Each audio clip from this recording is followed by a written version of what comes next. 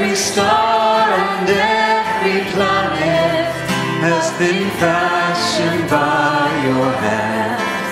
All creation holds together by the power of your voice. Let the skies declare your glory. Let the land and seas rejoice. You're the author of creation.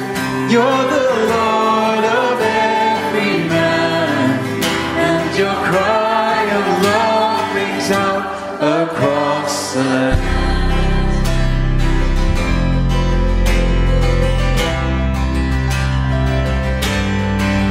Yet you left the gaze of angels, came to seek and save the lost, and exchanged the joy of heaven for the anguish of the cross.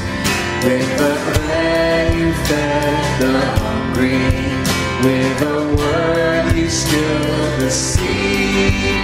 Yet how silently you suffered, that the guilty may go free. You're the author of creation.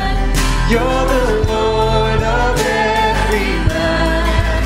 And your cry of love rings out across the land.